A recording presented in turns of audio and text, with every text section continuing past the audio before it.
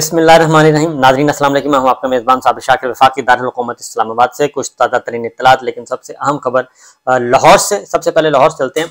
वहां पे एक अहम इवेंट हुआ, गोलमेज कॉन्फ्रेंस हुई है वकला की, और उसका एक मुश्तरका एलामिया आया है।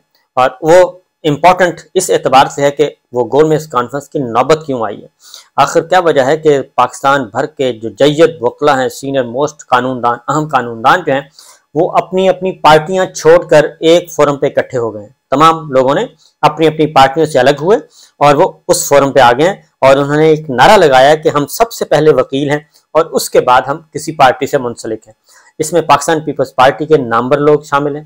सरदार लतीफ़ खान खोसा साहब हैं, और उसके चौधरी एजाज हसन साहब हैं, ख्वाजा तारिक रहीम साहब हैं, और इसी तरीके से पाकिस्तान तहरीक इंसाफ के जनाब हामिद खान साहब हैं, और अब्बास ज़ुबैरी साहब सुप्रीम कोर्ट बार के सदर पहुंचे हुए थे। लाहौर हाई कोर्ट बार हैं, शुएब शाहीन साहब हैं, और इसी तरीके से बाजवा साहब हैं, और मुल्क भर के इम्तियाज सिद्दीकी साहब हैं। कराची, बलोचिस्तान, पेशावर, लाहौर, पंजाब, यानी कि चारों सूबों से जो वकला हैं, अपनी अपनी पार्टियां, मुस्लिम लीग नवाज के बहुत सारे वकला वहां पहुंचे हुए थे।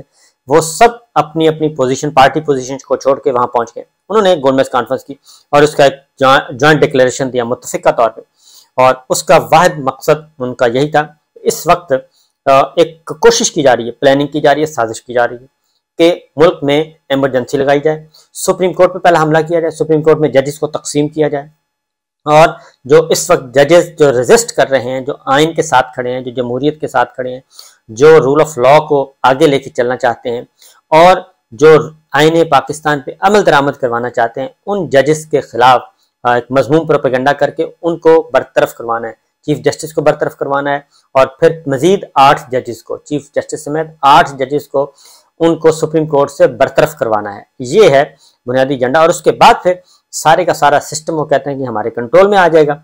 और इसके रूह रवां कौन है? ये जनरेट हुआ है मुस्लिम लीग नवाज से। वहां से तारट प्लान, जो कोटा साजिश, वहां से तैयार हुआ था।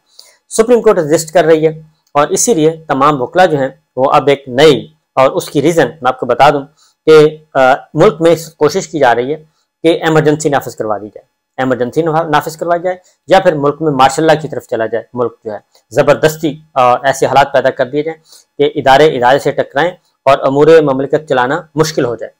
मैं ये आपको एक बात बता दूं कि ऐसा होगा नहीं।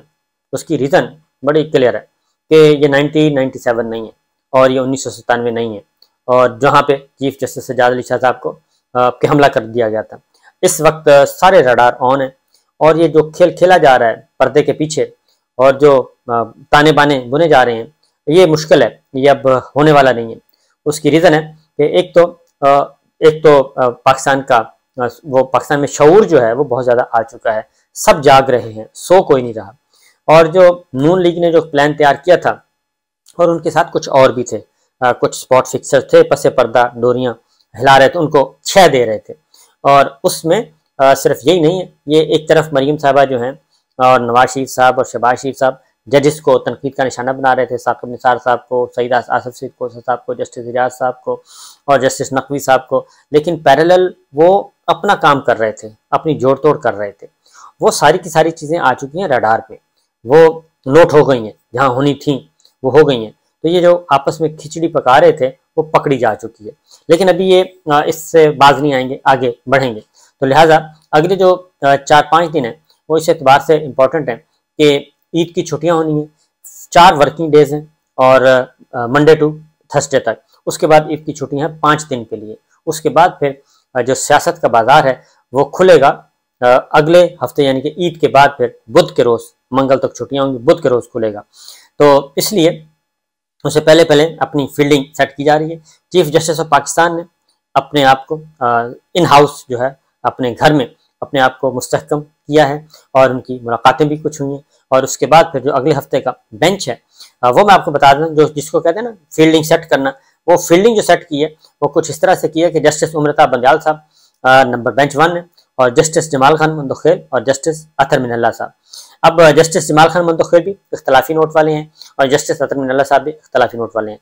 तो वो बेंच में हिस्सा हैं, चीफ जस्टिस उमरता बंदियाल साहब के साथ बैठेंगे।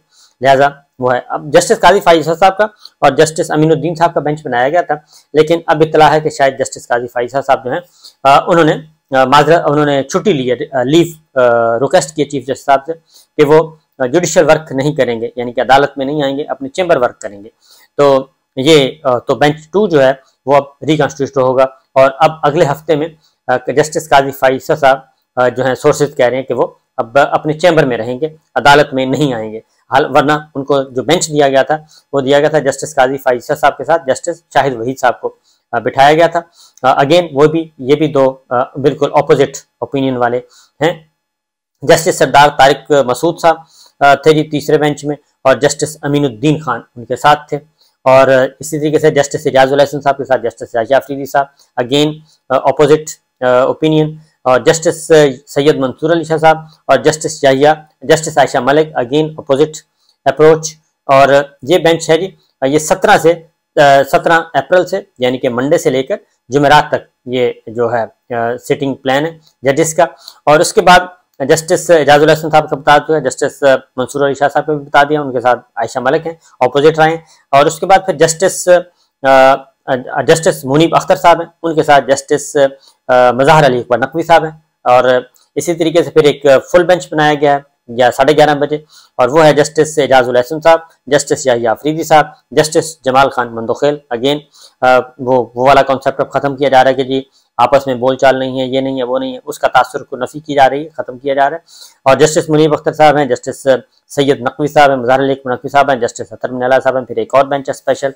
और फिर जस्टिस मोहम्मद अली मजहर हैं और जस्टिस सैयद हसन अजहर रिजवी हैं, ये कराची में बैठेंगे। तो ये अपनी supreme court of Pakistan chief justice ने अपनी फील्डिंग सेट कर ली है और वो हाउस इन ऑर्डर जिसे कहते हैं वो हो चुका है। लेकिन इसके बावजूद कुछ चीज़ें हो रही हैं जी। अभी खिचड़ी पक रही है, ये खिचड़ी उस वक्त तक पकेगी जब तक के मामलात हतमी सूरत ना इख्तियार कर जाएं। उसकी रीज़न है कि सारे टब्बर को हुई है शिकस्त, और ना सिर्फ शिकस्त हुई है बल्कि बहुत बुरी शिकस्त हुई है।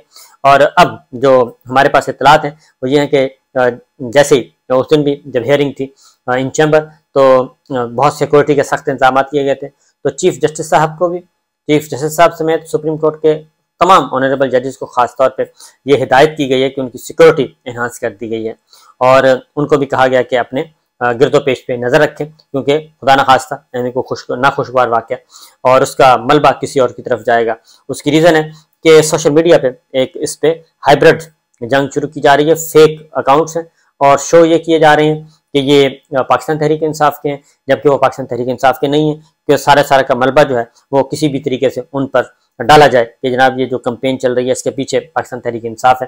तो इस पे अलर्ट रहने की जरूरत है, क्योंकि उभारा जा रहा है मुख्तलिफ सोशल मीडिया पे, उभारा जा रहा है पाकिस्तान तहरीक इंसाफ के लोगों को, भाई अब आप किधर हैं, कहाँ मर गए हैं, इमरान खान के सिपाही किधर गए। तो ये असल में वो दूसरा ग्रुप है।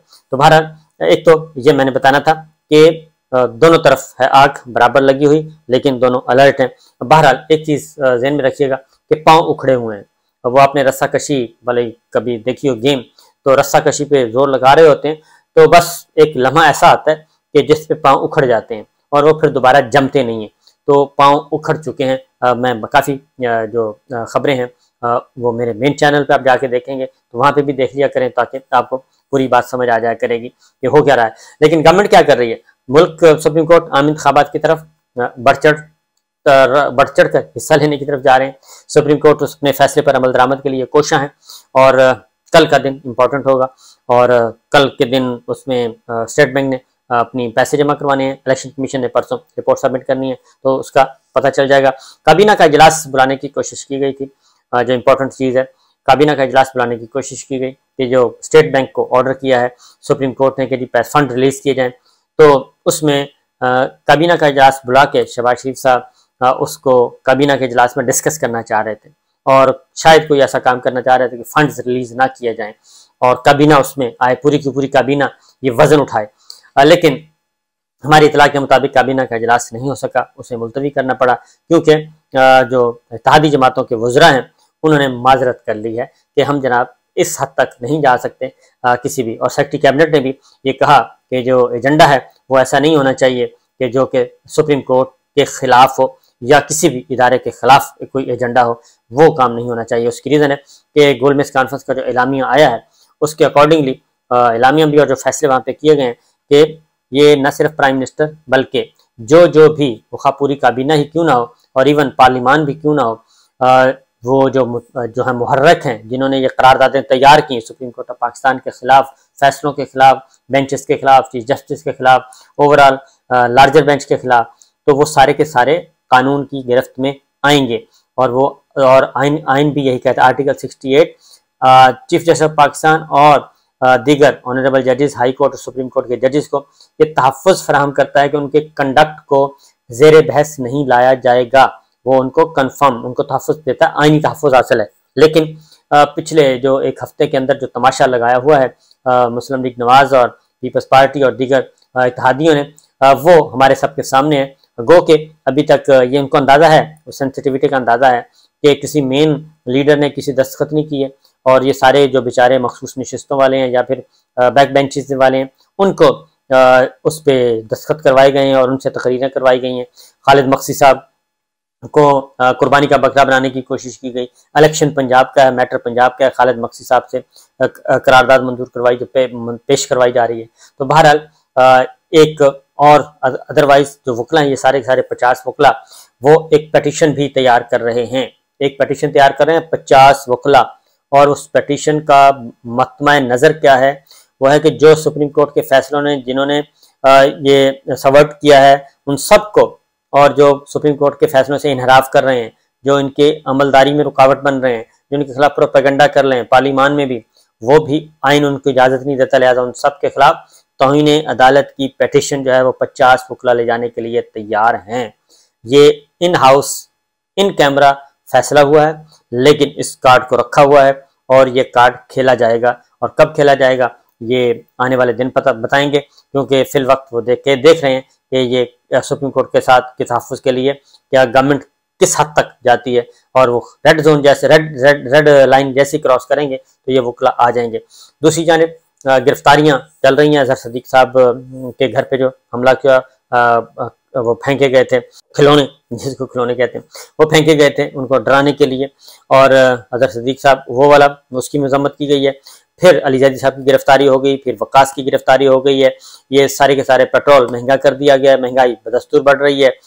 उस तरफ गवर्नमेंट तवज्जो नहीं दे रही, लेकिन इस तरफ ज़्यादा तवज्जो दी जा रही है, और पाकिस्तान तहरीक इंसाफ को कुचलने के लिए अब चूँकि फैसले कुछ हो चुके हैं और उनको कन्वे कर दिया गया है, अब देखते हैं कि मामला किस तरफ जाते हैं। लेकिन ये सब के सब तौहीन अदालत के चक्कर में आएंगे और ये फुड़फुड़ा रहे हैं, और इनको इलेक्शन की तरफ जाना ही पड़ेगा। इसके अलावा कोई ऑप्शन नहीं है। इजाज़त दीजिए, अल्लाह हाफिज़।